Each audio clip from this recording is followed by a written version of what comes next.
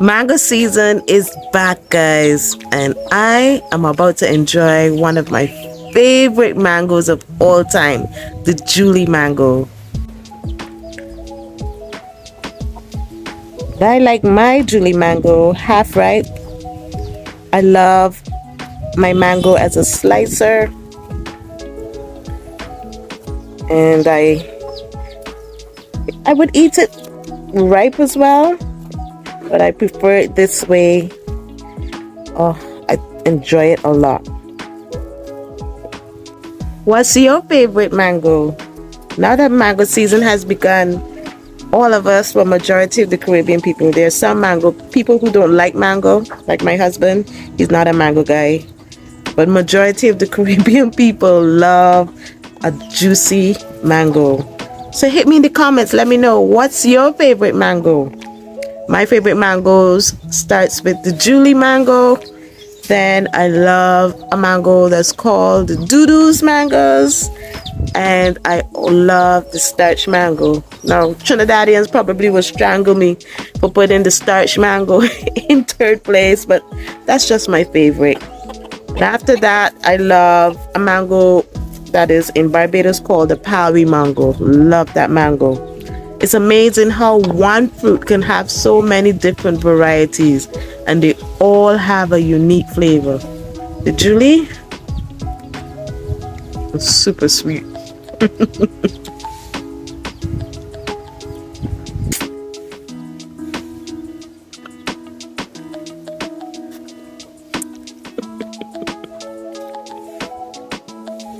If you are in the US, sorry for teasing you like this, but there's nothing like a fresh mango. So I'm just enjoying this mango right now before I head into the chicken coop to do some cleaning there. And before I do that, I will give you guys an update on whether the CDs work. I guess you could tell from the smile on my face that it did. Sure did. And I'm excited to show you guys the things that worked and what did not. So when I'm finished with this mango and I've washed my hands, I'll pick you guys back up and share with you all the things that's happening. Stay tuned. Oh, before I go, you want a bite? All done. Before I do move from this spot, wanted to show you guys my Mexican flower. It's about to bud up. I'm super excited about it. Finally, all this green can be broken up by the beautiful blooms, and then you'll be able to see the bees and the different insects that are attracted to them to benefit from them. Not just myself and the kids, but also those pollinators. You guys know, as I said before, that having pollinators in your garden really does allow your garden to thrive a lot better.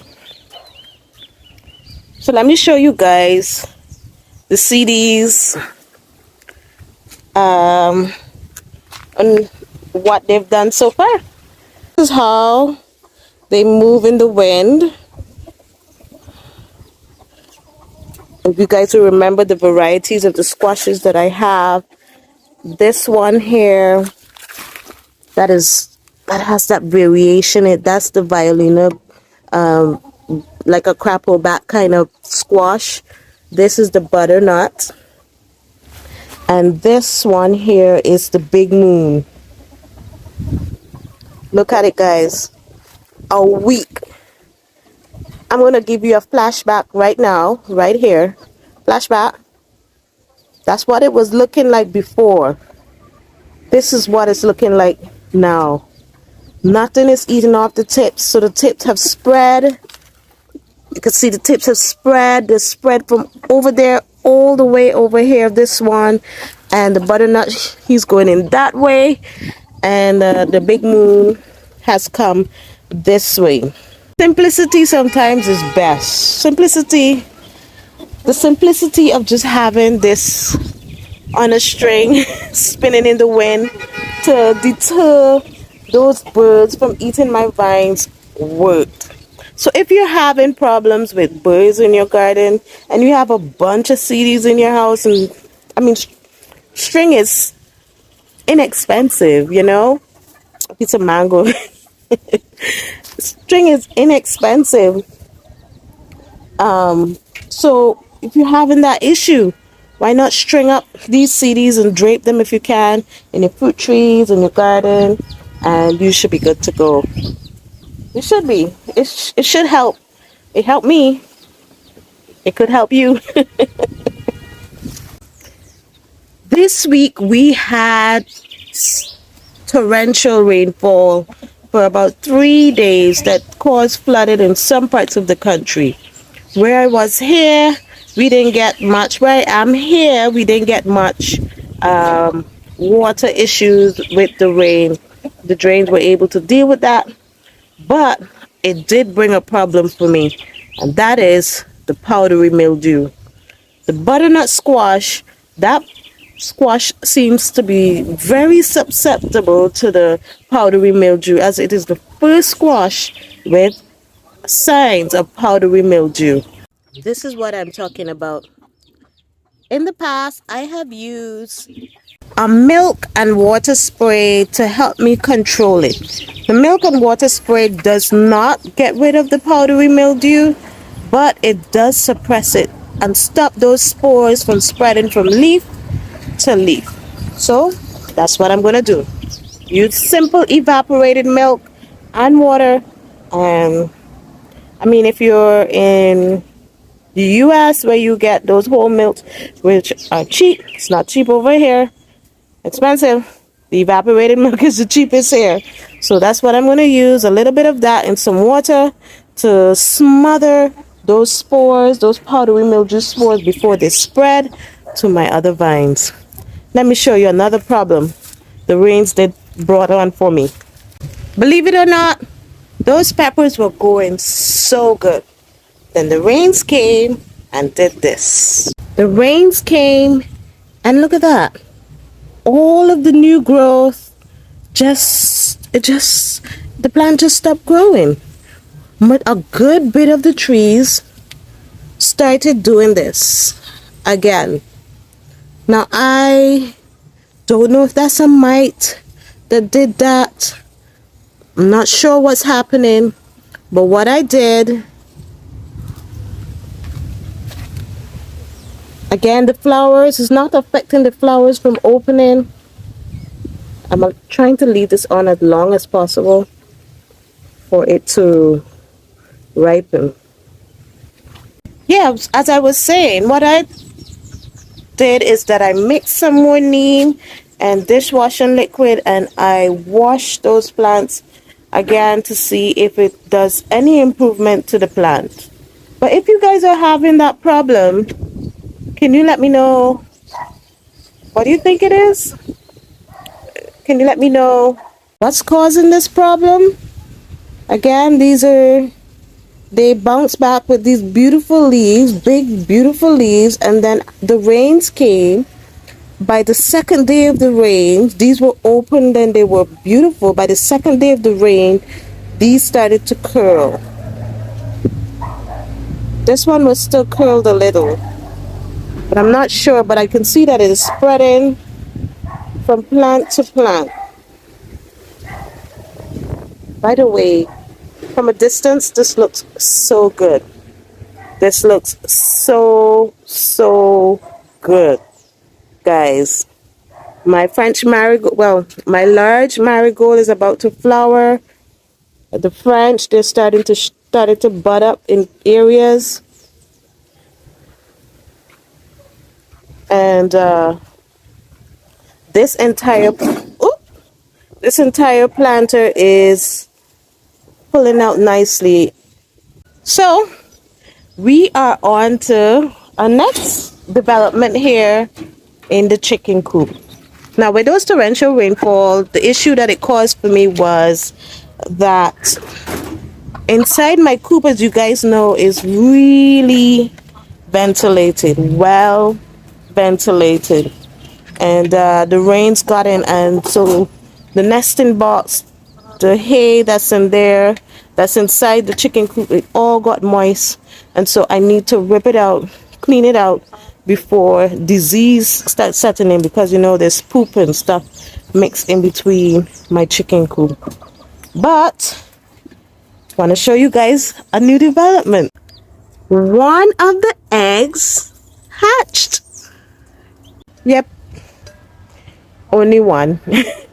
So I put 5 eggs to hatch, and I came down 4 days ago because this chicken's about 4 days old, 4 or 5 days old. Yes, so I came down and I saw a baby chick and I was super excited. But it was raining, there wasn't much I can do. So I had to use some boards and some other pieces of panel to try and create a barrier from the mother and the chick from the rain. That worked out well. But I came back down the noontime, and out of the 4 eggs that were remaining, 3 were left. And the mother and the baby chick was down below. And I assumed something came in and bothered them, because after that she abandoned the eggs. So that's what I have in here. I have some eggs that were laid today, as well as those abandoned eggs. And I'm going to have to clean those. I'm going to compost those eggs that were abandoned along with all the hay and run from inside the chicken, or dirt from inside the chicken coop. That's what I'm going to do. So I'm going to get to that now. As you guys know, I never do anything in this chicken run without something on my hair. And I'm going to get to do that, to start doing that now. And I'll pick you guys back up when I'm finished.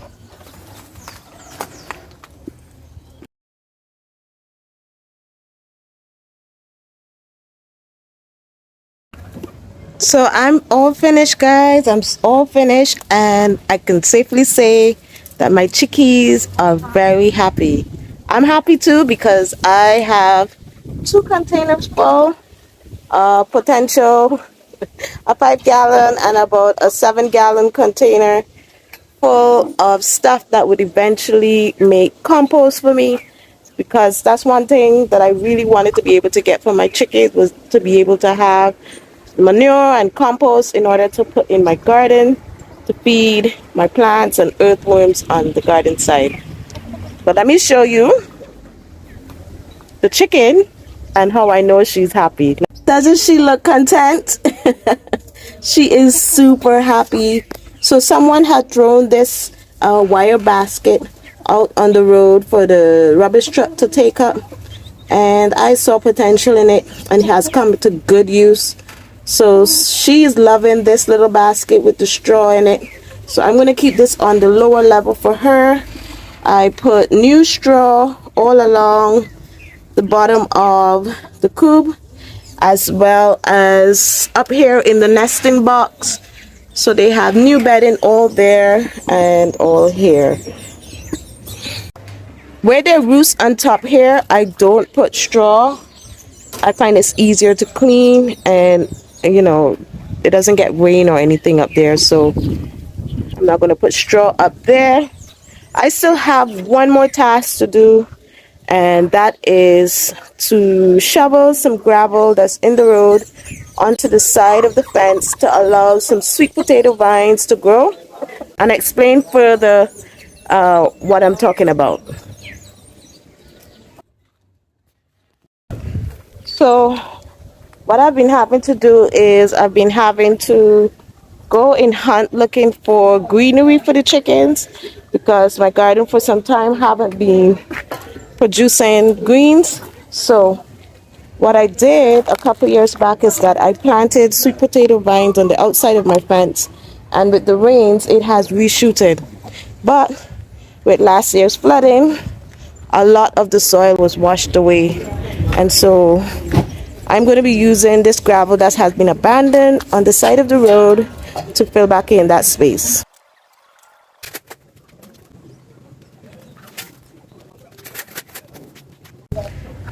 That was harder than I thought it would be, but I made a good dent in that gravel. So now I'm going to take this sweet potato that I planted several years back, is reshooted here as well as in the corner over there. What I'm going to do is just simply turn this vine over and contact these little roots. See those roots?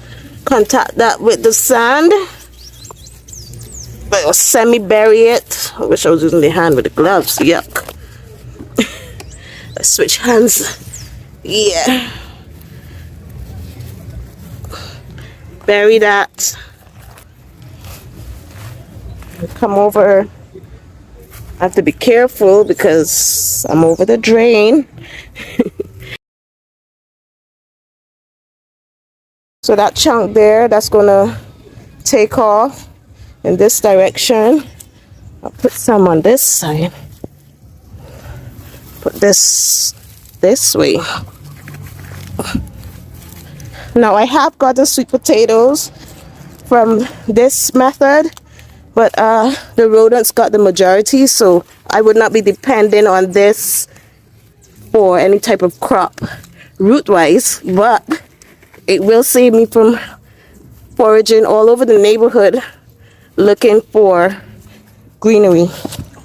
And that's the end of that project. I feel like I say this every video. I'm quickly running out of light, and I have one more project to do, and that is go in the savannah and get me some more dry grass, because I just used the last bit that I had.